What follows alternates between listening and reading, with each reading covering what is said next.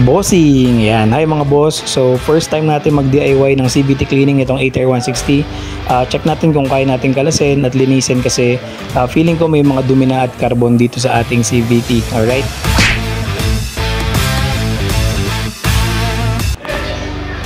Yun mga chong, pagkakalasin natin yung air filter ng ATR 160, kailangan kalasin din natin itong black na garnish cover ng CVT. Yan, tatanggalin muna natin to bago mo tuluyang matanggal yung cover ng air filter. So ito muna.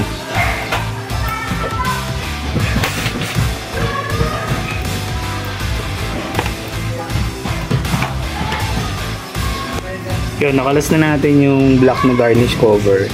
So may access na tayo sa ibang tornilyo ng air filter. Ayan, isa, dalawa. So may dalawang tornilyo dyan para dun sa air filter cover.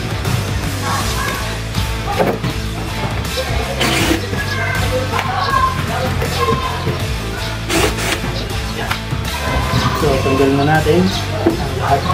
So yung isang tornilyo dito sa bandang unahan, medyo mahaba siya sa lahat. Tsaka may tulis. Check na yun. Ayan. So isa lang ang mahabang tornilyo sa air filter cover. Yung banda dito sa taas, sa unahan. Ayan, dito sa taas. Ayan. So ito yung sa kanya. Unless, same size na sila. Ito yung air filter natin. Ayan. So malinis pa yun sa akin kasi bago pa lang ito 6 months, 7 months. Kilometers per hour tinatakbo ko 2.5. So ang typically palitan ng air filter is nasa 10,000, 12,000 kilometers. Pero syempre maganda kung mga 3,000, check mo na, 4,000 para sigurado. Bilisin na rin natin ito. So yun yung mga screw ng air filter cover. Isa lang yung mahaba, tapos the rest pare-parehas na. Madali lang tandaan. So ang pasok sa atin na air filter is PCX 150 at saka Click 150 ata pasok din. Pero yung PCX 150 may nakasubok na kasi. So yun yung pasok sa atin, ATR 160 air filter. So ang gagawin natin ngayon is kakalasin lang natin tong CVT cover, check natin kung may mga dumi. Pero not totally, hindi ko tatanggalin yung torque drive kasi kakalinis lang na ito last month. Bumiyahe lang ako ng baler. So gusto ko lang siyang tignan kung may mga putik or may mga alikabok, may mga carbon. Linisin ko lang. Pero di ko nakakalasin yung torque drive kasi kakalinis lang naman nito. Gusto ko lang din makita kung ano yung itsura niya at kung kaya ko ba siyang kalasin para sa susunod ako na maglilinis ng CVT ko nitong ATR 160. Yan. So para makalas mo to, 8mm ang kailangan mo na tools, T-tools. So lahat yan 8. Check natin kung ano yung mga sizes.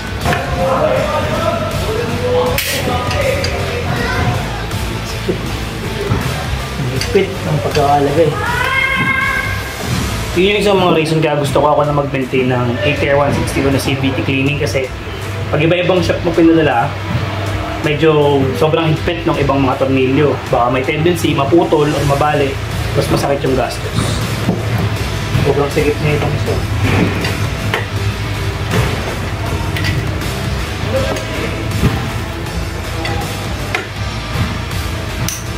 Naman isa, sakto lang.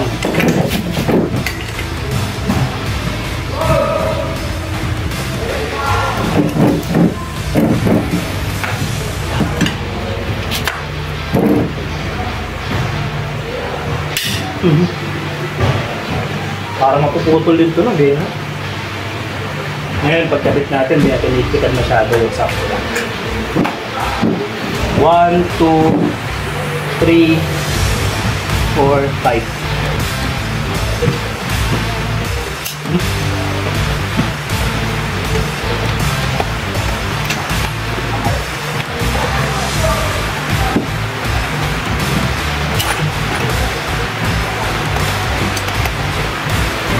Yun, so kung makakalasin mo pala, unahin mo tong itim sa harap na garnish cover ng filter or foam filter ng CVT. May foam filter tayo dun. So ito yung unahin mong kalasin para ma-access mo na yung ibang tornilyo. Tapos huwag na natin ihiwalay siguro yung tornilyo na ito. Gawin natin drain hose clip. Yan. So yun, yung sinasabi ko.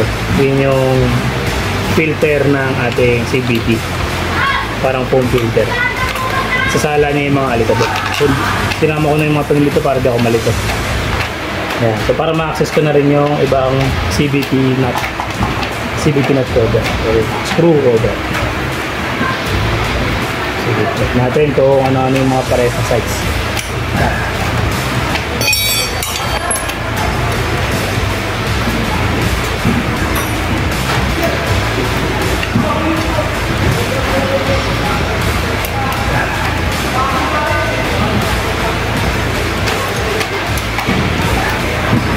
Okay. Ito, hindi natin ma-access ng T-tools. Gamit tayo ng ano to, maliit, nabili ko lang 8mm din para ma-access natin.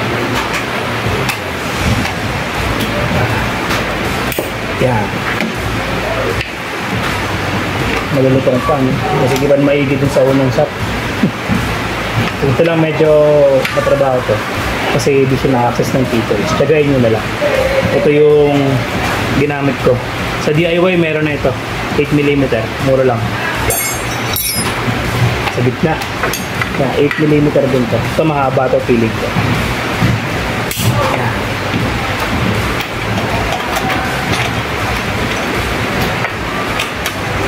So first time kong kakalasin tong ATR 160 ko. Kaya kung ano mo mangyari, bala na si Batman. Yan, so yung size sa bandang likuran ng tornilyo, isa, dalawa, isa pa isa, tatlo sa ilalim. So 1, 2, 3. Isa lang ang size ito. Yan.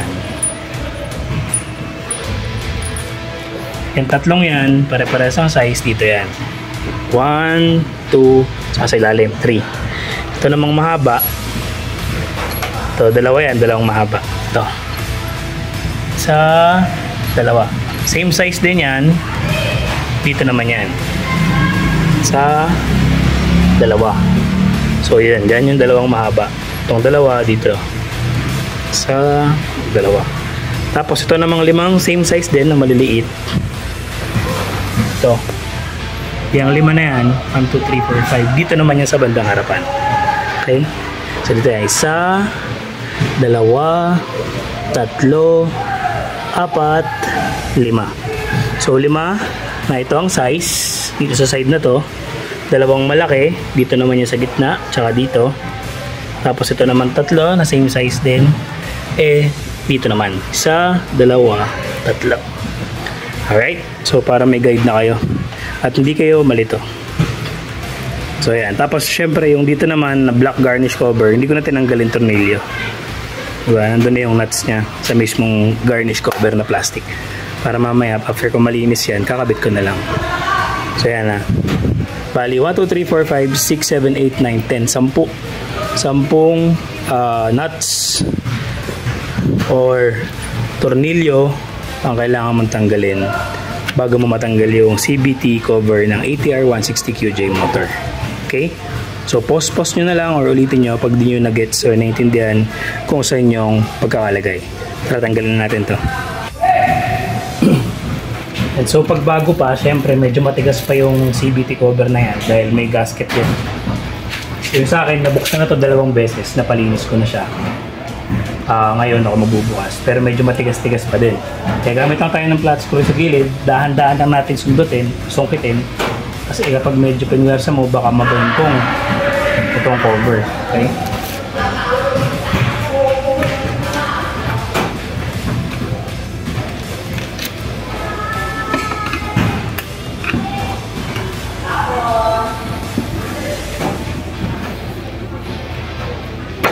Yan. Yan, tanggal na natin siya. So, malinis pa naman yung loob. Kasi kakapalinis ko lang eh. Konting-konting carbon lang.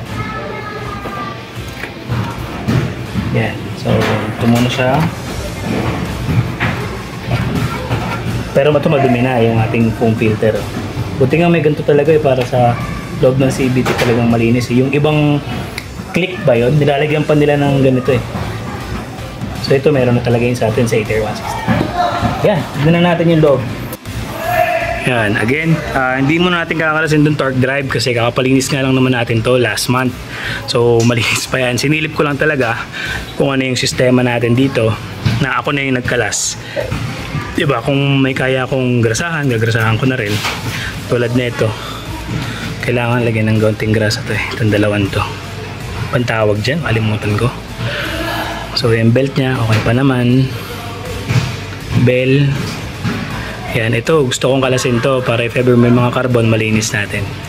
Pero pwede ka naman bugahan ng blower yan. Kasi hindi natin makakalas yung torque drive dahil nga matrabaho pa yan eh. Kakalinis lang yan eh. Kakaregrease ko lang din yan bago ako magbaler. Yan, so far, hindi pa naman ube yung bell natin. Wala pang bengkong. Stock pa din to ng ATR 160. Tas going 7 months na sa akin to. Panay paahon at lubak ang sistema ng daan sa San Jose del Monte, Bulacan. Outside San Jose del Monte, Bulacan, talagang may mga lubak. Kasi dito sa amin sa San Jose, talagang as much as possible, pantay na yung ibang lupa. Kumbaga, asphaltado na. Pero outside San Jose, yun nga, may mga lubak, mga putik, alikabok, yan. So far, wala pang ube, wala pang bengkong, yung ating bell.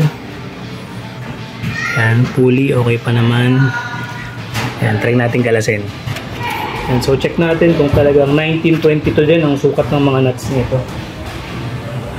Yan, ito 22 para sa pulley. Okay, dito siya sa pulley. So pasok nga 22 mm sa pulley.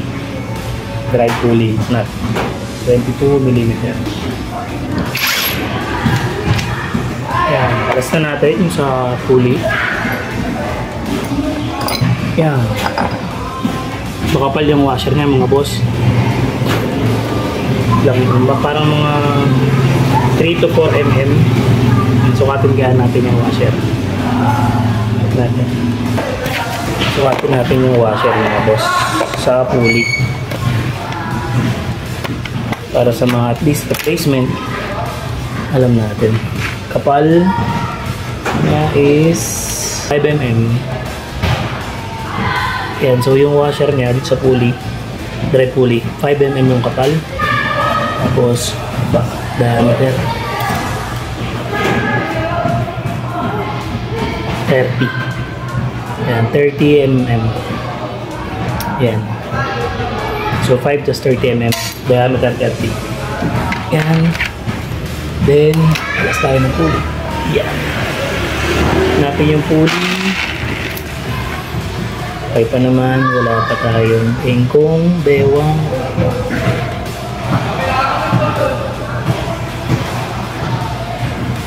Yan, so far wala pa naman. Yan ang ating pulley, wala pang tama. Ito. Yun mga paps, abort mission tayo dito sa bell. Sobrang tigas ng nut na nasa bell dito. 19 mm to. Sobrang tigas, promise. Tinry ko ng i-manual pero daan-daan naman ako kasi meron naman akong pang stopper ng bell dito. Sobrang tigas, so hindi ko na siya pinuwersang tanggalin at sa shop ko siya papatanggal kung saan sila yung nagkabit ng ganito katigas, diba? Kasi baka mamaya magka-damage pa tong gear, diba? Ayokong puwersahin. Sobrang tigas, promise. Kaya abort mission tayo dito sa pagtingin ng bell. Pero binugahan ko na lang ito ng hangin para yung mga carbon matanggal na. Which is, may mga butas naman siya kaya nahuhulog din. Check na lang natin yung bola dito.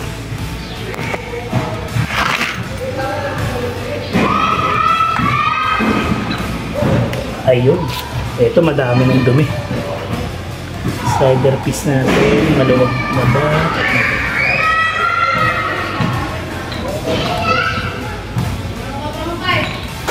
Ito, pwede natin linisin ito, medyo madumi. Ayan. So, buti natanggal natin yung sa pulley. Malilinis natin yun. Lalagyan din natin ng konting high temp grease itong part na to sa sigunyal. Ito may part kinakalawang ng konting. Hindi. Grease lang pala. So, linisin na natin to, mga carbon na yan. Tapos ito yung ating pulley, drive pulley. Ang mga bola natin, 14 grams. May kanto na ba? Wala pa naman. Papunta pa lang doon. Linisin din natin. Dumi, oh. Ayun, oh.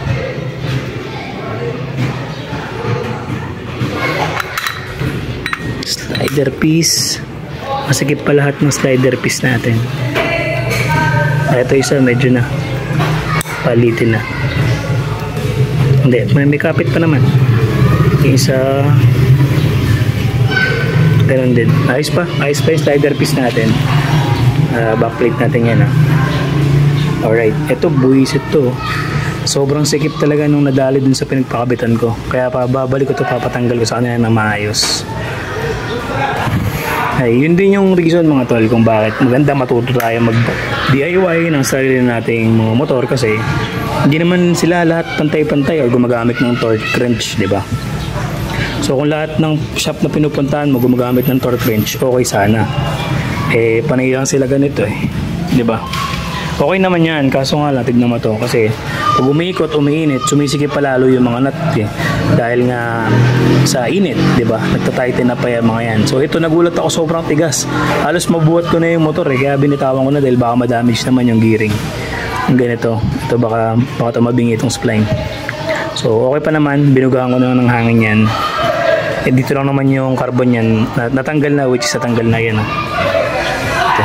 Ito ang importante, linisin natin yan bago natin ibalik yung bola. Ayan, let's go. Malinis pa yung cover natin kasi kakapalinis nga lang natin. Ito na lang. Tsaka ito. Tsaka ito. Let's go. Ito, brush lang natin ng brocha. Para matanggal yung mga buhangin, mga debris. Sa loob wala, sa labas lang. Talagang maganda yung pagkakalagay ng filter na to. Salong-salo nyo yung mga buhangin. Ayan. Itong loob natin, okay pa naman. Repack lang natin ng grasa yung dito sa bearing sa loob. Ayan, bola. Ang dumi. Puta na, huhulog po.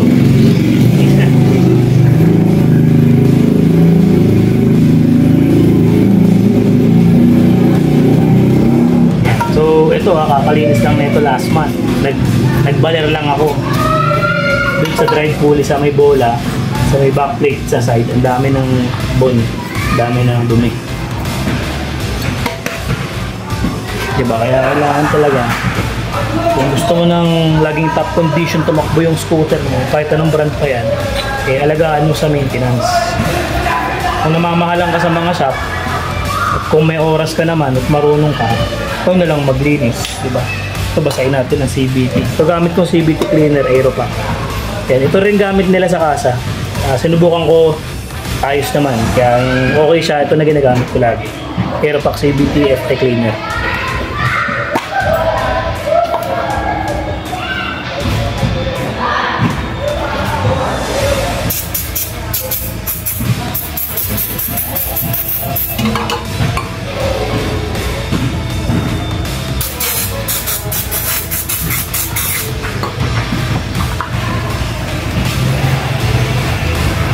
Dito nga pala yung isang pulley natin, makinis pa naman.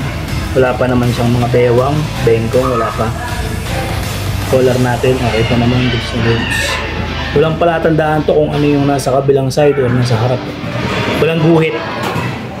So kung paano mo na siya tinanggal, ganun mo na lang siya ikabit siguro. Yan, so punasan din natin itong loob ng drive pulley. Tapos refactor natin ng item grease.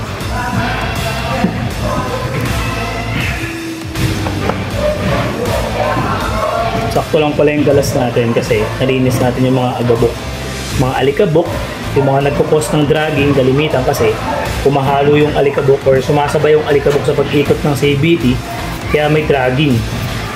So yung takbo ng CVT hindi ganun ka accurate.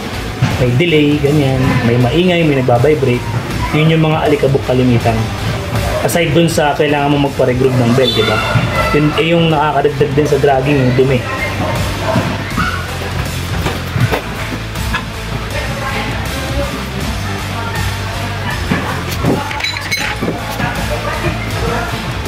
Ito, linis pa. Brand new pa nga eh.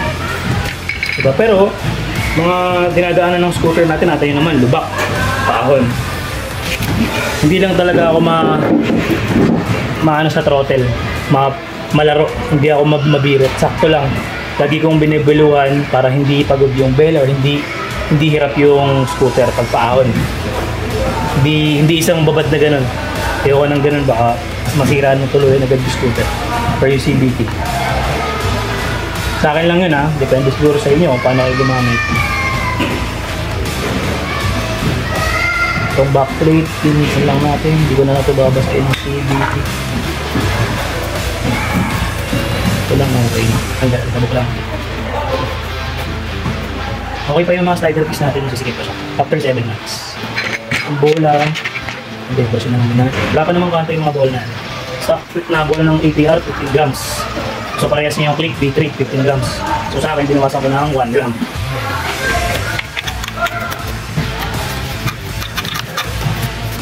Ayan, kaya yan. Pag-inis pa eh. Yung mga alikabok pang tanggalin natin, hindi ko na CVT kasi baka lalong kumalat yung dumi pag binasa ko pa siya ng CVT cleaning. Pero kung siyempre, kung madumi na yan, kailangan mo talagang i-CVT cleaning yan. Kalas yan. Ito talagang papatanggal ko sa shop eh. Kaya kung puwersahin. Kung saan ako nagpakabit nung walang papatanggal. Bakasing. Yan, sabagin natin ng konting-konting high temp grease para lang sa lubrication. Ito, sa ganyan, ilang.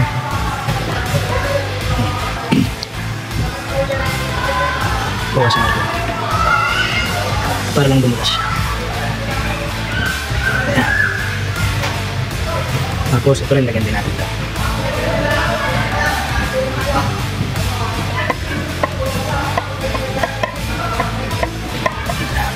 Pasok natin yung collar or bushing. Excess na item grease dito sa spinel sa ngayon slide. Tanggal natin yung masyadong masok. Kailangan second-take lang para malubricate ang mga set. Collar. So ito na, pasok natin yung bola. So ang orientation ng bola sa kaliwang side yung makapal na part ng bola. So kung makita mo yung bola, may makapal na part dyan. So yun yung nasa kaliwa na side.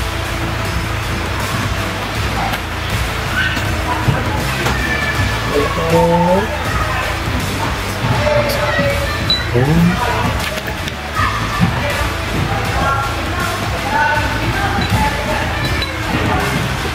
Yung bola, pag ganun yung ikot nyo pag ganun yung ikot nyo. Puling linis, brushin natin. May konting ano na rin siya, lubrication para sa collar. Tapos punasan lagi yung excess na na grasa para hindi magkalat sa loob ng CB. Pagod na natin yung collar mga boss.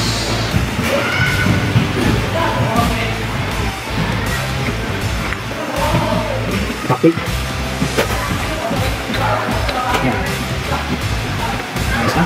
Punasan natin ng konting labas na lasa ito.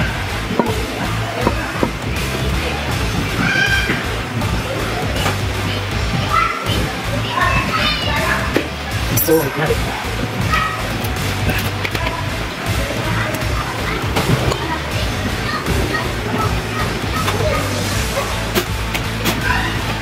Ayan,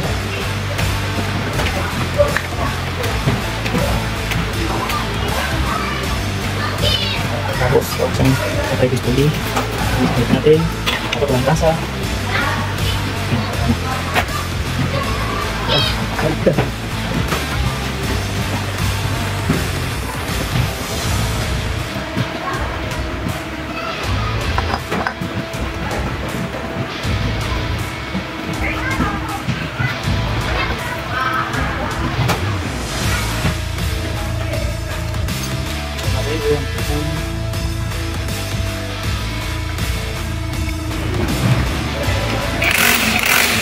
Yun, nalinis na natin yung air filter, yung airbox, okay na. Pinagpaga natin, tinanggalan ng mga alikabok, pati ito, binrush din natin. So, kakabit na natin yung air filter.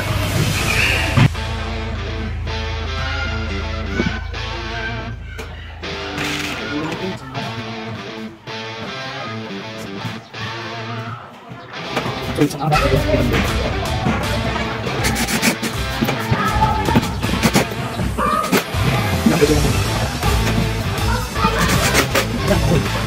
hindi lang po sa ulang kaya yung mga galing ay wala lang sa ulang kaya.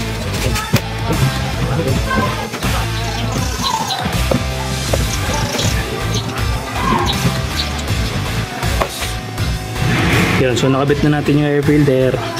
Moment of truth. Check natin kung walang tutunog. Start natin to. Pag walang tumunog, lagyan lang natin ng high temp grease to, konti lang. Tapos balik na natin.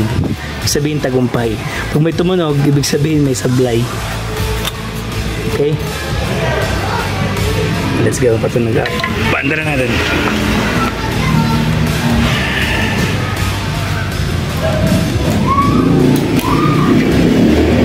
Naman. Kaya naman ka necessary na tunog.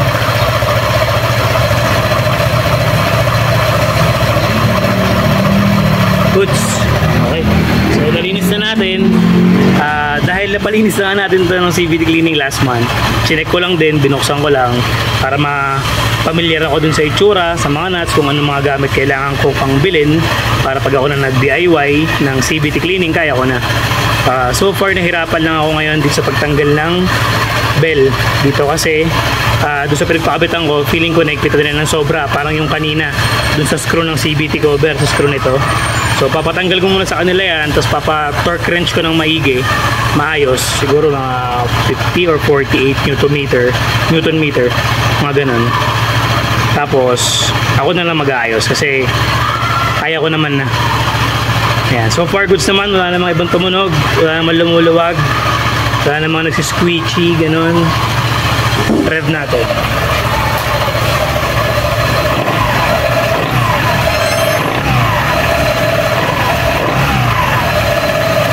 Goods.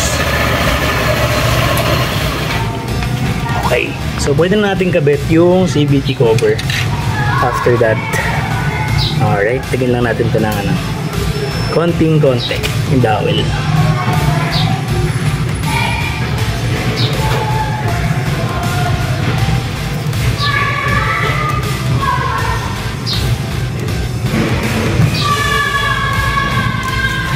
Okay, kabit na natin yung CVT cover. Yun, so bago ko pala ibalik, share ko na din. So, ang mga compatible parts sa ATR 160 natin is sa pulley and sa torque drive, center spring, clutch spring, bell. Itong belt is PCX 150, Click 150, ADB 150. Pero mas identical ng konti dito sa ating ATR 160 is si Click V3. Identical. Pati sa bell, halos parang itsura nila, parang parehas. Diba? So, yun yung kanyang replacement parts kung ayaw mo ng genuine sa kasa. Kung sakaling may emergency, malayo ka sa kasa, kailangan mong magpalit ng bell, magpalit ng belt, pwede yung sa Click V3, PCX 150, ADB 150. Same, drive pulley, bola, clutch lining, torque drive, female male, center spring, clutch spring. Yan, so halos identical sila ng PCX 150, ADB 150, tsaka Click V3. Alright. Kabit na natin mga sir. Yes sir.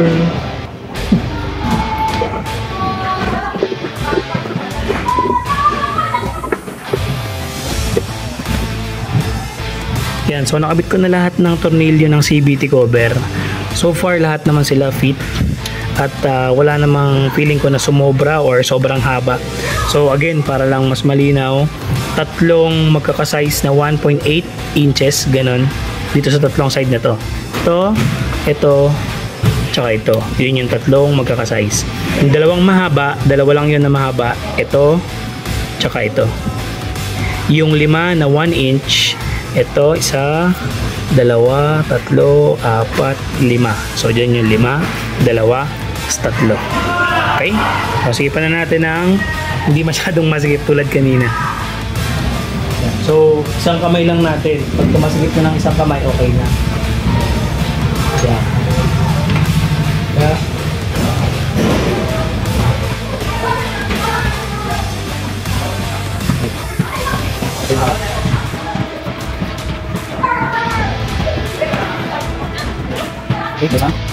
Yun mga boss, so double check natin ulit yung mga screw natin na CVT cover.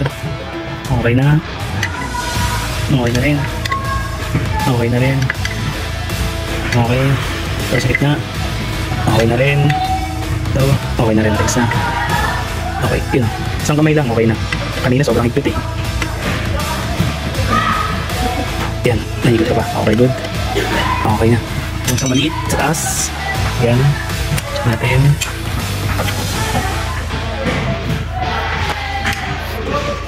Okay na, matigas na.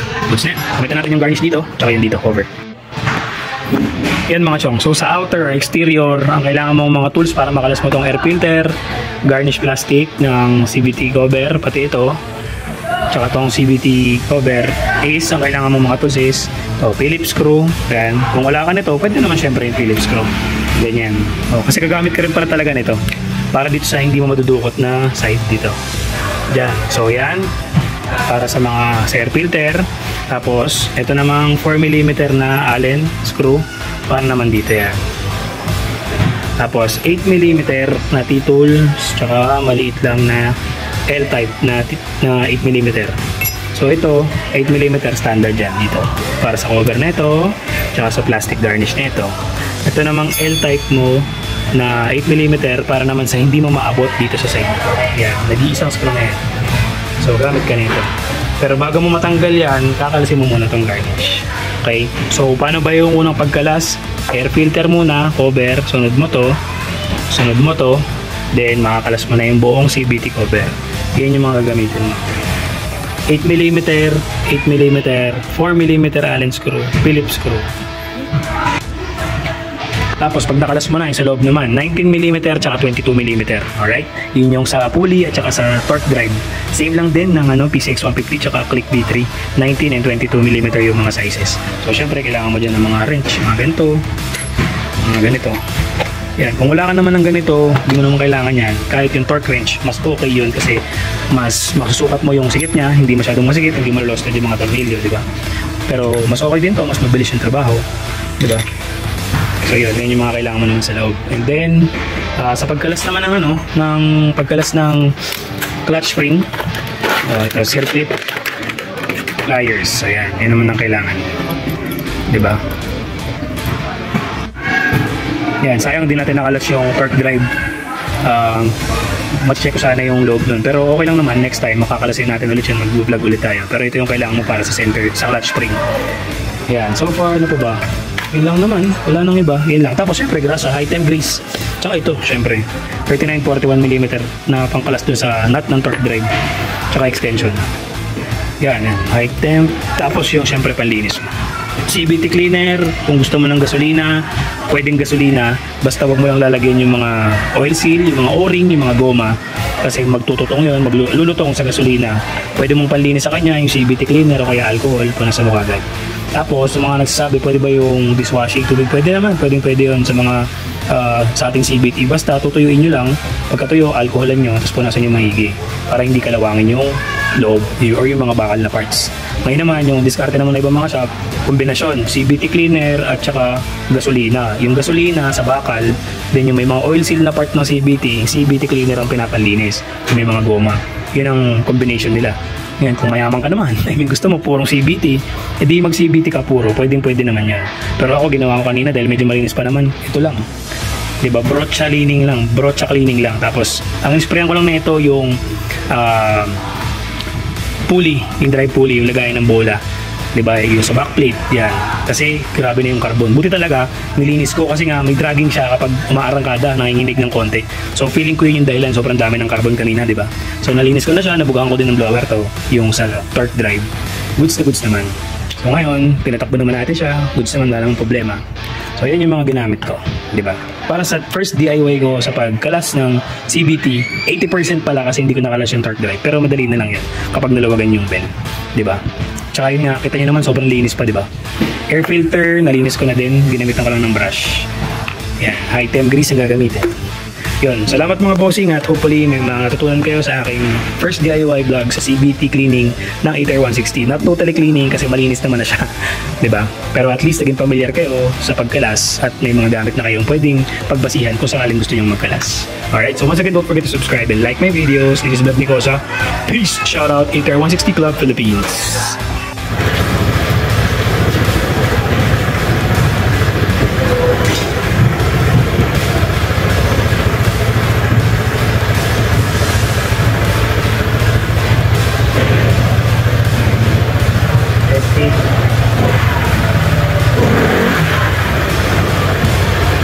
Medyo wala na yung vibration. So yun nga siguro yung dahilan yung mga dumi sa gandang drive pulley sa first drive.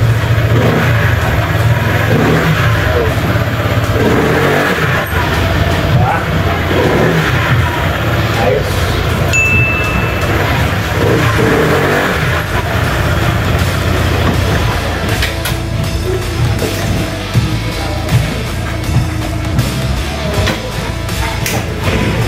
Yun, once again, nalinis natin ng maigi na wala yung vibration sa arangkada.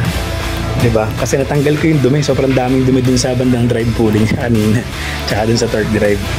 Na-blower ko dahil di ko natanggal yung nut. Binlower ko tapos binanatan ko ng brocha. Ayos, ayos. Goods. Pati dun sa kanyang lagayan ng bola sa mismong drive pulley, sa backplate, nilinis ko din yan ng CVT. Ayos. Yun lang din pala talagang reason, kalimitan sa dragging. Minsan hindi mo kailangan mag-regroove. Minsan kailangan mo lang magpa-CVT cleaning. Tanggalin lang yung mga carbon deposits, ganyan. Kalimitan ang gagaling sa belt eh. Diba? Kaya yung belt kailangan brushin din or linisin kung wala pa naman mga biyak. So yun mga bossing, salamat sa pagsama sa akin. Alright? Yun na nagagamit to. Baka magtampo. Yan, peace!